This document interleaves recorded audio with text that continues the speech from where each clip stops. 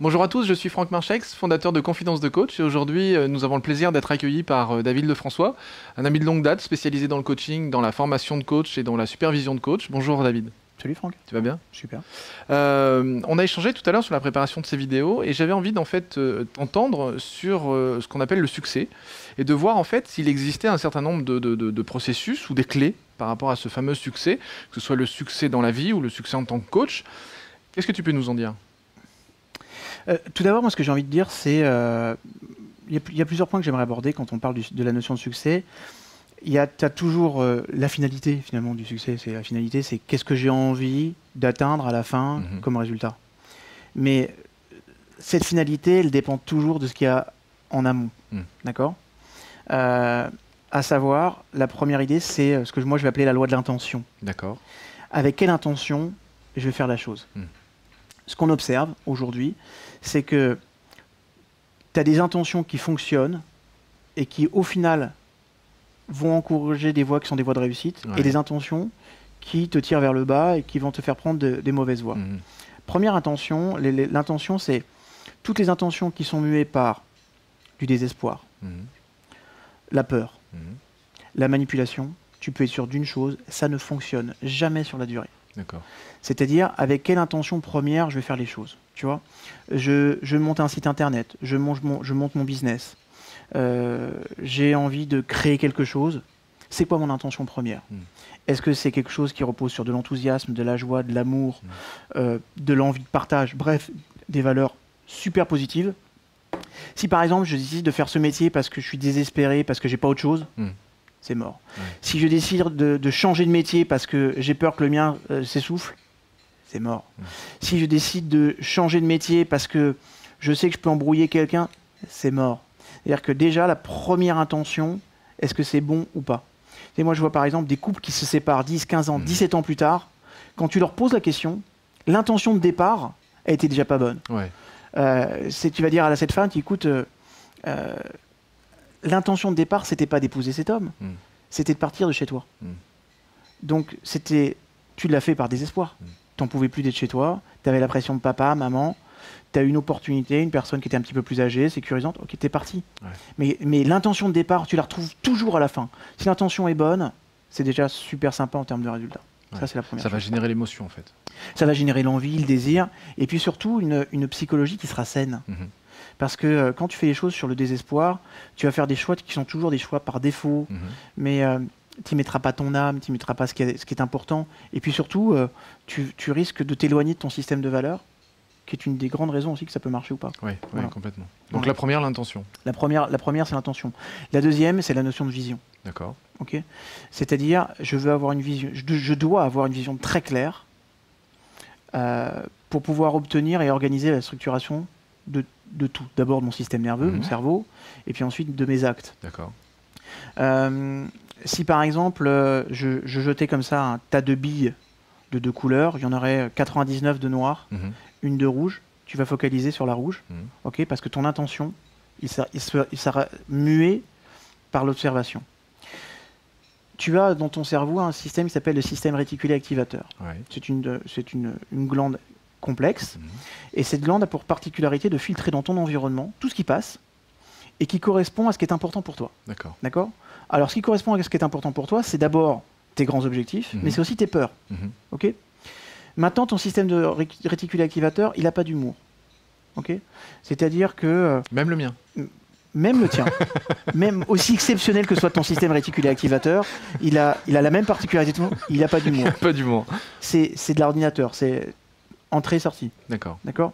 Donc, si tu as que des peurs, ton système réticulé activateur va se centrer que sur tes peurs. C'est-à-dire que tu vas filtrer dans ton environnement toutes les informations qui correspondent à tes peurs. Donc du coup, tu as un environnement qui va devenir hyper anxiogène et tu vas avoir peur en permanence, tu vas être dans le mal-être. À partir du moment où tu as une vision très claire de ce que tu veux dans la vie, et ben c'est pareil, tu filtres dans ton environnement tout ce qui lui correspond. Et c'est là où tu vas pouvoir choper des opportunités, rencontrer les personnes, voir le petit message qui va bien dans le magazine parmi des milliers d'articles. Et alors certains appellent ça la synchronicité, mais c'est surtout la capacité que j'ai de filtrer des informations qui correspondent à ce qui est important pour moi. Tu vois, et ça aussi c'est important. Si par exemple tu vas acheter une nouvelle voiture d'une certaine marque, d'une certaine couleur, tu vas te rendre compte du jour au lendemain qu'à partir du moment où tu as décidé de l'acheter, tu la vois partout. Ouais. Alors tu te dis, tu as deux possibilités. Ou bien les mecs, ils ont acheté cette voiture Exprès. exclusivement pour te pourrir la vie, pour vraiment te faire abandonner ton plaisir personnel. Ou bien tu as donné des instructions très concrètes. Et tu vois, Grinder, l'un des pères fondateurs de la PNL, disait un truc très intéressant.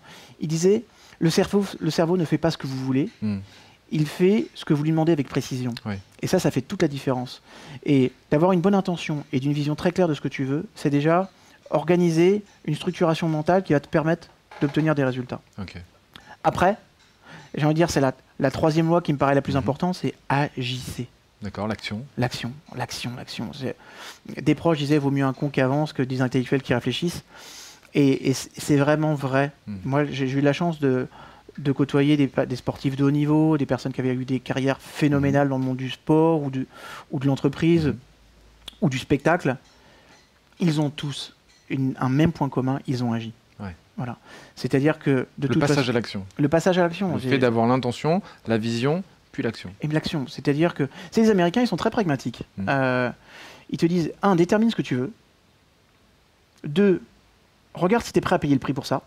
Parce qu'il y a un prix à payer. Et ça, quand on est hyper positif, c'est le problème des gens positifs, c'est qu'on ne voit pas toujours le prix à payer. Ouais. Mais quand tu y es confronté, ça peut faire mal. Et 3, tu agis massivement. Voilà. Si tu as ces 3 clés-là, tu es sûr qu'au moins tu obtiendras des résultats. Okay.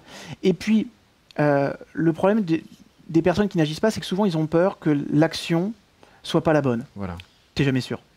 En revanche, si tu restes dans une dynamique d'action et que tu corriges le tir au fil de l'eau, ça veut dire que l'une des troisièmes lois, ça va te demander d'être super souple. Ouais. Et alors voilà, adapte-toi tout le temps. Tu sais, Darwin le disait bien, hein, c'est les espèces qui survivent sont pas les plus fortes. Ce sont celles qui s'adaptent le mieux. Voilà. C'est pareil pour nous. Et, on va prendre une voie et il faut toujours rester hyper alerte et souple. Dire voilà, j'ai décidé d'arriver là. Ouais. Maintenant, il y a X chemin. Ouais. Okay. Et si celui que j'ai entrepris, c'est pas le bon, c'est pas grave. Ça veut pas dire que la voie n'est pas bonne. Voilà. Ça veut dire simplement qu'il faut que je prenne un autre chemin parce que j'y arriverai. Ouais, donc en fait, on a l'intention, la vision, l'action, la souplesse. Exactement. Ok. Déjà, avec ces 4 lois, on a vraiment quelque chose d'intéressant. Ouais. Et ce qui est intéressant aussi, c'est ce que tu me disais à un moment, c'est de ne pas confondre en fait l'action et le résultat. C'est-à-dire qu'on a une façon d'agir et on a un résultat. Et ce sont vraiment deux choses qui sont totalement dissociées. Complètement. Ton résultat, si on reboucle sur la motivation, c'est ta motivation finale. Maintenant, la motivation instrumentale, c'est je vais mettre en place des choses pour ça. Ça fonctionne, c'est bien. Ça fonctionne pas, je corrige. Voilà.